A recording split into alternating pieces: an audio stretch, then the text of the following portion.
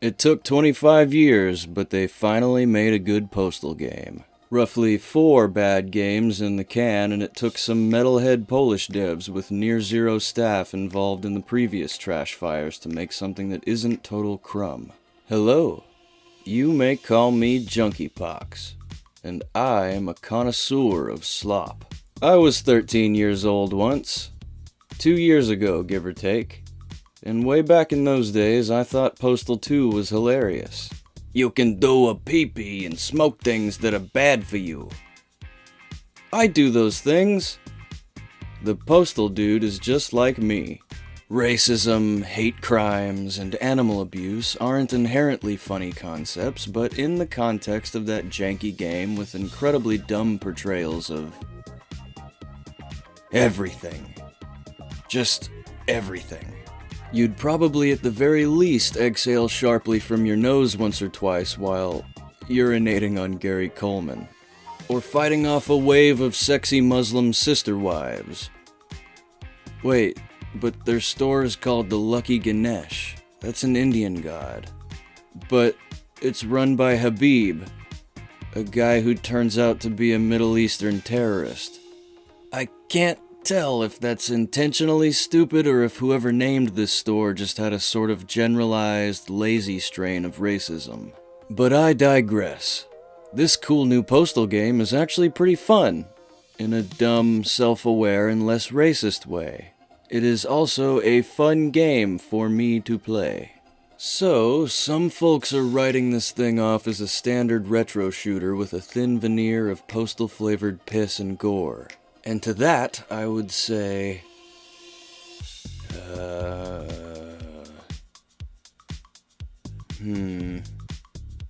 It has a shovel, though.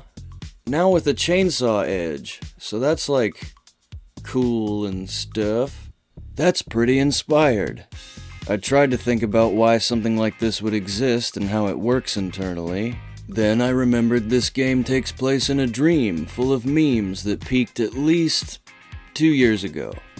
And that I waste way too much time thinking about completely pointless minutiae. Hence the YouTube channel. Way I see it, there are 2 lenses you can analyze this game through. The implications of the dude's wicked dream logic. And the aging meme comedy sprinkled all over everything like the last drops of piss from an empty bladder. Now, I want to play devil's advocate here because who really decides which memes are dated? I guess the collective unconsciousness of the internet does. Memes really only last as long as people are still using them. Sometimes old memes can work when used ironically or in an ideal context. It's complicated. But yeah, the toilet paper scarcity, the Karen boss, the invincible Omni-Man pose. Plus 10 comedy points, by the way. These memes were basically out of the rotation by the time this game came out on 6/9/2022. Nice. If you're American. Otherwise it's 9/6, so... Wait, how do Polish people do it? Back to back? Who knows? Maybe Poland is a few years behind. Maybe they're running Windows Vista. Ha! No one ran Windows Vista. And because they have their own wacky Slavic language, they probably have a subtly different landscape of memes. Somewhat distanced as they are from the elite, bleeding edge of English first language meme culture. But the toilet paper stuff could also be because they still have a shortage. Or they use bidets like the other godless Europeans. Or maybe they simply never had shit tickets because the feudal lord doesn't allow such luxuries to the serfs. Then again, many Europeans know English too. The asswipe jokes could very well be them making fun of us God-fearing, shitty doo-doo ass-having Americans. And I am both delighted and enraged by that, if indeed it was the intention. Uppity Euro trash and their techno music.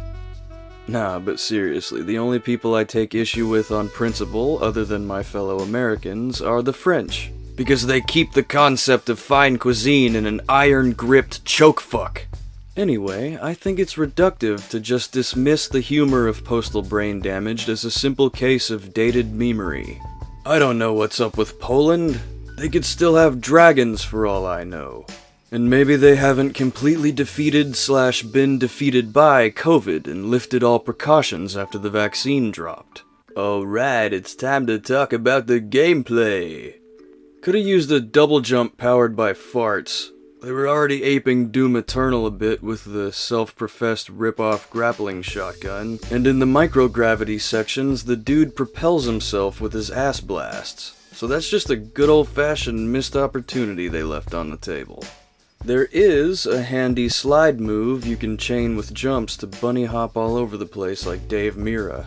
How's that for a dated reference, you fuckers? Jesus Christ, I just found out Dave Mirra killed himself in 2016.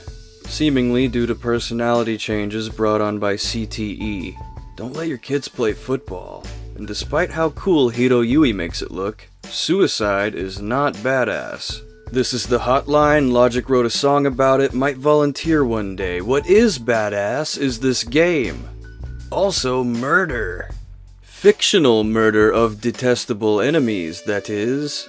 Especially if you get to use dope weapons. And dope these weapons are. They're all really good. Including the pistol, which has a neat little smart gun lock-on function and gets shit done quick even when fired normally. There's also a cute little 420 in the model number. And isn't that just wonderful? That's one of the funny numbers. And as the second weapon you find, that bit cues you into the kind of idiotic humor this game is filled with. I think it's fine though. Shit like that just rolls together with everything else to create a massive katamari of silly bullshit that wouldn't be very funny if every bit was considered individually. But the additive effect of it all results in a campy or so bad it's good style that I adore profusely. You see, I really like slop. Any piss, more gun talk. You quickly find the Super Hooker shotgun, which is very much a Ghetto Blaster version of Doom Eternal's Super Shotgun. It has soda cans incorporated into the barrels for some reason, and its grappling hook doesn't feel quite as finely tuned. Whereas the Doomstick, trademark, kinda locks your reticle onto your target as it reels you in, Postal's has none of that millennial aim assist bullshit. So it's a little harder to hit with that perfect buckshot bukkake. Especially if you try to grapple a smaller enemy. Several times I tried it on the geezers with the shotguns, whiffed it, and took a face full of hot gun cum myself instead. It's a good gun though. The grappling hook is involved in some platforming, it has a nice crunch to it, and the ammo is quite plentiful. Just like my organic nut butter. Crunchy and plentiful. Ladies. Next is one of my favorite guns, which also has a stupid-ass name that I love. The Brainfucker Gun 69,000. Hey, it's the other funny number, but they made it bigger. This is remarkably similar to how thinking about Marin Kitagawa makes my wiener bigger. Alright, this is a family show, I'm going too blue here. Blue like my balls when I go too long without watching anime rom-coms until I jizz my pants. It's ultimately just an electric laser beam, but I am famously a big fan of beams. Delicious beams! This thing looks fucking insane in the membrane with a brain in the tank and these eyes orbiting around it. The ammo pickups for it also have this cute, homemade jar design with a cloth attached as a lid. That rules. And so does the alternate fire mode, which launches a slowly hovering brain that shocks any enemies it passes near. Sorta like a much less effective version of the BFG. Still, 10 comedy points for originality. The nail-biter assault rifle's also pretty wicked. It mops up even the beefiest hostiles very quickly and nails corpses to walls. Its alt-fire is a little out of step with its theme, though. It's an alarm clock that creates a time-freezing bubble you can fill with projectiles until it dissipates and launches everything into its victims all at once. Nail-biting's an anxious behavior. Time is involved in anxiety. I don't know, seems tenuous. It's hella satisfying to use, though, and hey, who says any of this shit has to make sense? Not me, that's who. Another thing that doesn't make sense is how the penetrator dildo bow doesn't actually penetrate through multiple lined up targets. But I'll forgive it because it's pretty fucking funny. Look at this thing, it's like a dolphin cock. The organ-piercing phalli are hilariously jiggly, and the thing moans when it's fully drawn.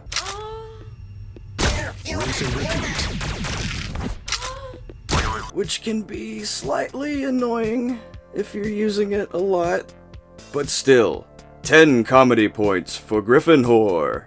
It's a fun sniper rifle, and I gotta wonder how the fuck the dude draws 2 of them at once when the akimbo power-up is active. Then I remember I need to stop asking these questions. We love the penetrator. The holier-than-thou launcher launches both rockets and grenades. This is mildly confusing at first. I assumed its normal projectile was a grenade with an arc, so I kept missing long-range shots. The alt-fire is a holy hand grenade, a very timely Monty Python reference that also has an angel death cross from Evangelion in its explosion animation. Sidebar: these devs, HYPERSTRANGE, really love them some Evangelion. The final boss stage is called Cruel Dude Thesis. Plus, the level's loading screen text includes a riff on the song's lyrics. The boss's name is also a mashup of Tesla and Evangelion, and its achievement is called Third Impact. As a devout weeb, I have no choice but to stan this kind of degeneracy. Any shit, the holy hand grenade doesn't seem to have a bigger blast radius, nor does it deal significantly more damage than the rockets. And it has a charge-up time, which is total ass. It's not the most cohesive weapon in the world, but it gets the job done when you need to splatter a tightly packed fudge pack of goons. One of my least favorites is the gun goes burr. Burr? Burr. It's a crank-powered minigun with a muzzle flash that makes it really hard to see what you're aiming at. It has the obligatory wind-up time, typical of a minigun, but I kept having the urge to burst fire it because of its bugfuck rate of fire and small ammo capacity. Its secondary mode also caused me more problems than it solved. It turns the barrels gold, puts a cute little radar dish on top, locks onto a target, and sends all bullets there. But it can also tag the environment and lock you into that spot until the timer expires or you switch guns. So if you miss the tag by a pixel, you've wasted a rare pickup and totally fucked your murder flow state. That didn't turn out so well for you now, did it? So I never really got any use out of that function on my first playthrough. All that said, if you use Akimbo or the slow-mo pills on this bitch, you can super cheese bosses like I did here with the big bad coronavirus. It is a gun, and you can't take that away from it. The final gun is called the Pussy Blower. Do you see what they did there? Do you even fucking get it? Now I have a ton of pussy. It's definitely got my vote for best girl of all the weapons. As you can see, it's a wacky vacuum cleaner attached to a carrier full of purring kitty cats. And the pussies it squirts will stick to walls on the other side of whatever unlucky chump gets shredded by them. The stickiness of these pussies Ties in to the shit-fuckingly versatile secondary function, which links the squirter to the last 3 cats you fired, and shows the lines they'll fly along as they're sucked back in. So not only do you get all of your ammo back if you suck those kitties up before firing a 4th shot, they also deal extra damage to anything in the return trajectory. This thing fucking shreds, man. The cats fly through the air super fast and without a drop-off. So it doesn't really compare to any standard weapon archetype. And considering that the cats are retrievable as long as you don't fire too many times before slurping them back up, it's essentially got infinite ammo. I kind of feel sorry for the kitty cats, but it's dream logic. And a video game. Second best ammo pickup model after the brains in the jars. And this is just me, but I think it's more fun to use cats as invincible shurikens than to shove gun barrels up their assholes and use them as silencers. Oh, Postal 2. You were way funnier when I was a stupid-ass kid. I'm a stupid-ass adult, but now I have feelings. Of course, it wouldn't quite be a Postal game if you couldn't kick shit, whip your dick out, and take a piss on the world. The kick doesn't do much damage, but if you perfectly time it with an incoming projectile, you can send it back and get a brief time-slowing effect. I never used this on my first playthrough because there's always too much going on, but it's gotta be invaluable for the hardest difficulty. There's also a steroids power-up that makes your kicks more lethal, and those always sat unused in my inventory like most of the other pickups. You're gonna want to use the fucking power-ups. I beat every set of 5 levels with way too many left over, and the game takes all your shit away after the boss at the end of each chapter. So, finding secret stashes and obsessively hunting for pickups ended up doing me no good. Waste not, want not. Ooh, now we get to talk about the dude's deadly dingus, which now pumps piss at a prodigious pressure. Seriously, he's got the fucking bladder capacity of a whale, and you can quickly tap a button to spray certain enemy shots and nullify them. Or just take a Nintendo Wii on the enemy themselves to stun them for a second. Combine the piss with guns and you can quickly tear apart the more annoying enemies like aliens and dominatrixes. Dominatri? Dominatrices? There are 3 fucking power-ups specifically for the pea shooter. The least impressive being the hot sauce that makes it set things on fire. Boo, it's not gonorrhea anymore!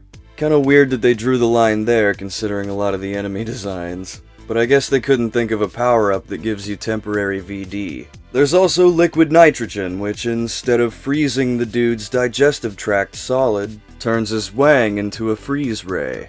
Finally, you've got suspicious moonshine, which causes enemies on which you wee-wee to attack each other. These are all fun boosts, which also help remind you that you can summon an endless golden shower at the press of a button. But I still ended up forgetting about the whole mechanic for most of the game. 10 comedy points for sticking to franchise continuity. And there are a few clever puzzles that utilize the piss. You got urinal switches, power boxes that explode when wet. Check this one where you have to find the perfect spot to arc some piss through a hole in the wall. Very satisfying. And this fucking funny one where you have to fill an entire swimming pool, and the room it's in, and the connected aquarium tunnels. I love it. Plus 50 comedy points for HYPERSTRANGE. My man's cock is an endless font of smallage. But I have to dock 10 comedy points for not going all in and making the water yellow. Alright, time to talk about fundamental game design shit. Now that the script is almost over, fuck yeah! Gotta say, I really love this pixel art texture style, and I need to play more games that do this. I think I first saw it in Valheim, and it blew my dome wide open. It's used to great effect here as a quality of the dude's dream, and the inspiration it draws from old school boomer shooters, as they call them. I had never heard that term before reading this game's ad copy, but I guess I'm becoming a boomer and getting out of touch. But I like being isolated in my cave with my anime and my black metal.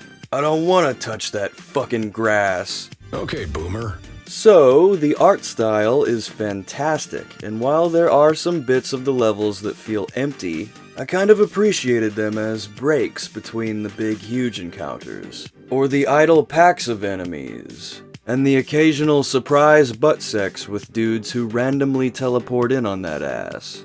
The enemy placement is unpredictable enough that you're always suspicious of the quiet places, so I wasn't upset about places like this ridiculously long, empty curved corridor. When I bounced to the end of it with my cheeks puckered for an incoming clapping, I just laughed at the absence of asshats to attack. There are 2 other hall-based segments that I adore. The first is in the asylum level, and they used forced perspective to make it look crazy long. So, before I went that way, I checked the other paths first. Surely the stupid long hall was just a troll. But I was being trolled at an even higher level than I expected. You enter this hallway and realize everything is shrinking as you go, until you get to the itty-bitty door at the end with a teeny-weeny switch inside. My fucking brain melted when I turned around and saw how short the hall really was. And I even took another round trip through to really bask in the brilliance of it. Games are the perfect medium for playing tricks like this, and you just don't see it enough. The other Hall of Wonders is this erratic hotel-themed one, with a few D&D players' heads glued to walking tables. The geometry gets more insane the further you go, and while I was kinda sad that I couldn't open all the rooms, and waste a bunch of time searching for tiny armor pickups, I just had to take another walk through to admire it. You've done a good fucking job designing a level when something as mundane as a hallway makes your players think about the vast potential of video games. Hell, the entire E3 convention level it's a part of is a banger. As is its looping theme music I'm playing in the background now. It is a good song for me to enjoy. Do you like cutscenes? I fucking love me some cutscenes! And the animated cutscenes in this bitch are well made and heckin' funny. They're done by a Polish animation house called Smile. And that's dope, because these Slavs is out here in these streets, working together, having talent and making killer shit. Without these cutscenes, you're losing a lot of the comedic setup that glues these loosely connected nightmare levels together. And you love to see a collective of smallish businesses like HYPERSTRANGE running with scissors and Smile do a Voltron and create some sick-ass counterculture magic like this. It's basically everything I stand for. That and anime titties. And beach episodes. The enemy designs are all pretty fucking great, if immature in some of their themes and names.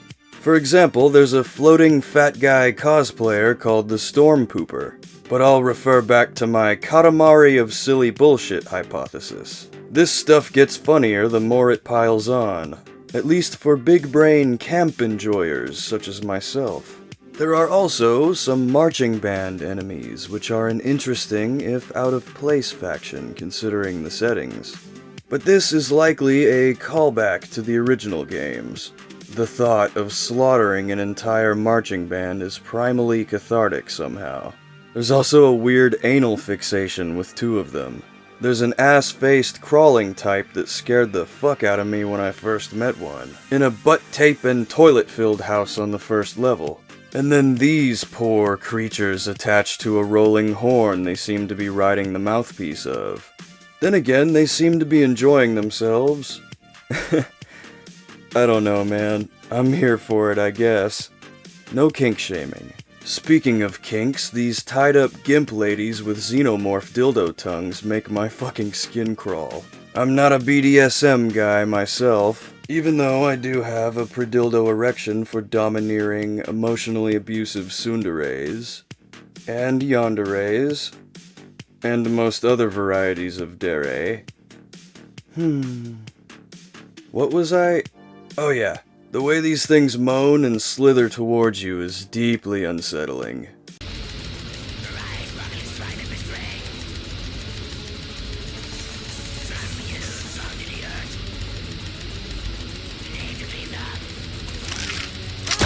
This dream is awesome. And they like to chill in air ducts and shallow water where you can barely see them. Just their huge dildo tongues flicking and flicking out from the surface of the water. The sheer fucking creativity pumped into some of these enemies is worthy of celebration. And they didn't even put a single little person or terrorist in it. The closest they got to doing a racism, I think, was the exploding chili pepper dudes with sombreros. But I mean, that's too bizarre to really count, right? It's more like a restaurant mascot than a stereotype. There's also some Chinesey music playing when you fight the Corona boss virus, which, I mean, that could go two ways, right? Might be satire, or it could be a genuine racism, but I'd like to think it's the former.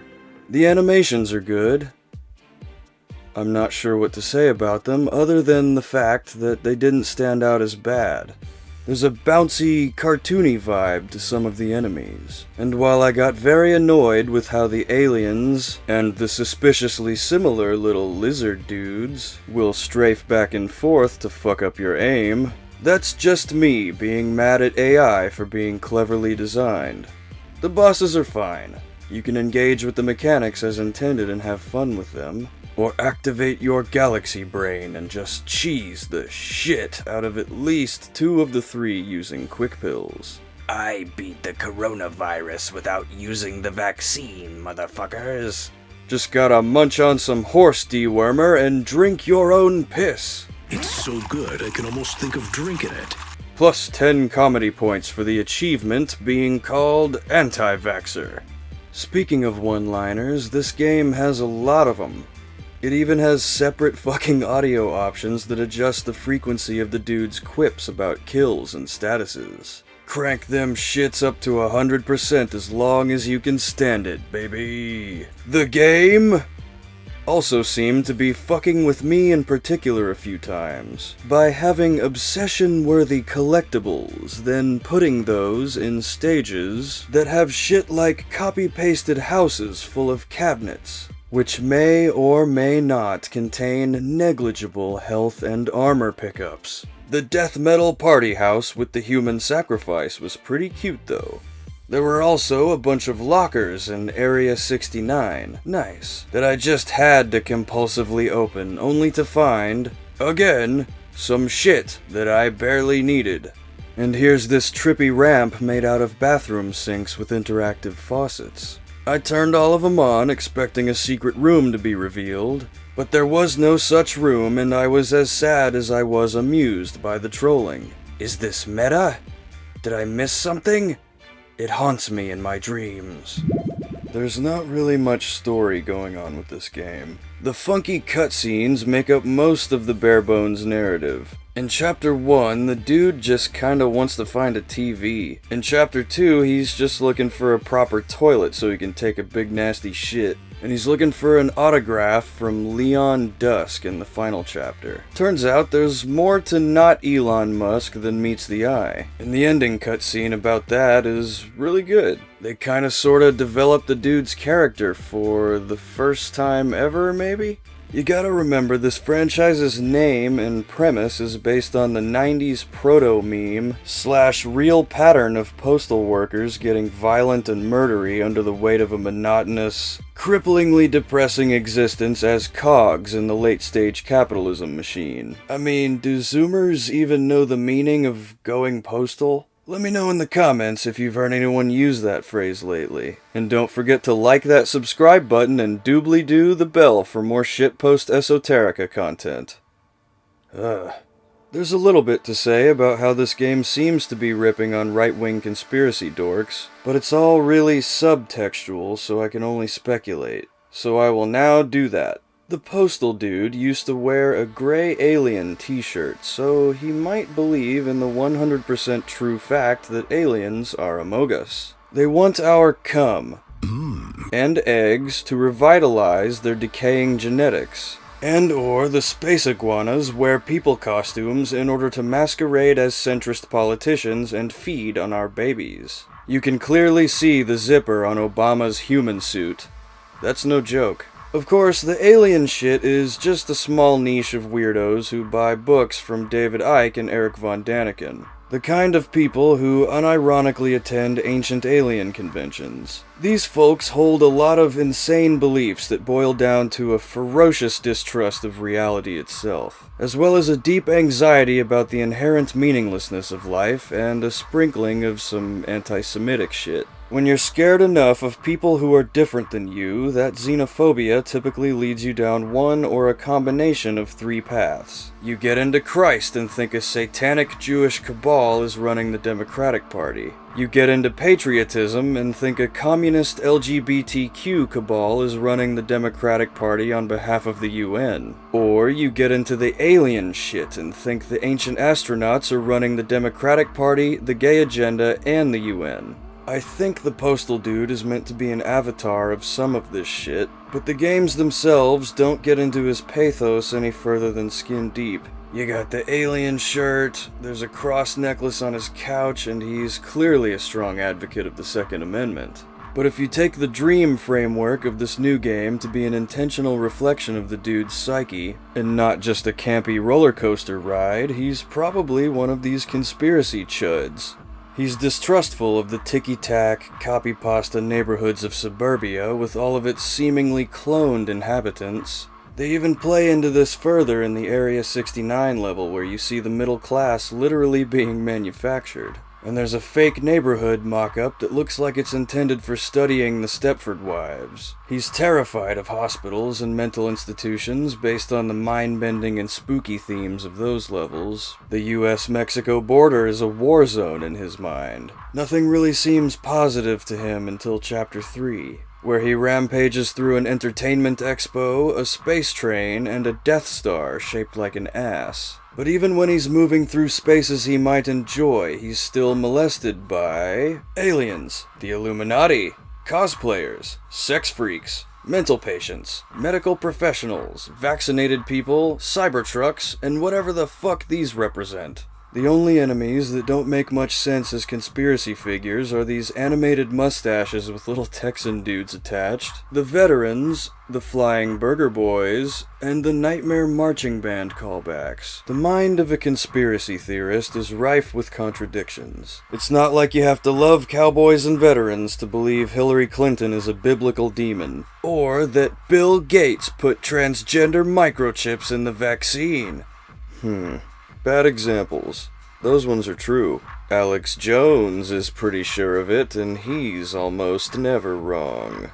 Okay, so there are a lot of things in this game that are super fun to think about at a metatextual level. It's not a traditional story with things like arcs and characters to analyze, but there are plenty of implications about the franchise's long, rocky history, its nameless protagonist, and society. Guys, did you know that we live in one of those? And that's good enough for me. Postal isn't a series that needed a big narrative shakeup. All it needed was offensive humor and fun gameplay. And HYPERSTRANGE nailed those bits, while also leaving enough crumbs of a character study to give me some shit to talk about. At least for one chunk of a video. No fucking clue how VatiVidya extracts enough of this kind of shit from Software games to make a whole ass living. You just gotta admire how good he is at making something out of nothing. Next. There are some glitches here and there, but nothing game-breaking. Aside from the ones that break the game. I fell through the environment twice, but there are frequent autosaves and quick saving, so I didn't lose much time. However, after one of those occasions in the COVID boss arena, the entire vertical shaft you fight it in failed to load, so the boss just kind of floated out of reach. This glitch persisted through several reloads, so I tried standing on top of it and just kind of cheesing it, in spite of the damage of touching it. This worked, but then I just ended up stuck in a void filled with TP. Resetting the level fixed the problem, which was no big deal since the level begins right in front of the boss, so like, fuck it, right? 10 bonus comedy points. Now armed with my knowledge that the boss could be so easily killed, I just repeated my cheese recipe again and hit the speedrun threshold. Fun stuff. I also got stuck in a dick-shaped billionaire rocket that I was standing under when I lowered it. Had to reload on that one, but that was mostly on me for missing the stairwell leading up to the trigger. There's a little sketchy English going on with the syntax and grammar here and there. To a dangerously overeducated and handsome liberal artist such as myself, it's not super busted, but I could imagine professors marking some of it as awkward. The best one was the misspelled conference on this big-ass banner. Roughly 2 years of development time and playtesting, and that shit somehow got through. Kinda have to wonder if they just left it in or did it on purpose. There's also a little dig at the now retconned into the Shadow Realm shit show that was Postal 3. Game's in the toilet where it belongs. But you know what? None of these issues are really a big deal. It's all emblematic of this term I just recently learned, and will now use as if I fully understand it. Slav jank. These Slavic people, dog. They do be making some janky games. But we love it because the jank is swank. Postal Brain Damaged is a hell of a game. It's completely batshit, and it deserves to be praised for how delicately it balances doo-doo ass humor with whiz-bang boomy-shooty gameplay. It looks great, sounds great, plays great, and you will probably love it. You should love it. Bye, bye, bye! So yeah, perfect 100 arbitrary comedy points. And on my proprietary and holistic 9 to 11 rating scale, I gotta go with a 10 out of 10. perfection, you dirty cunt.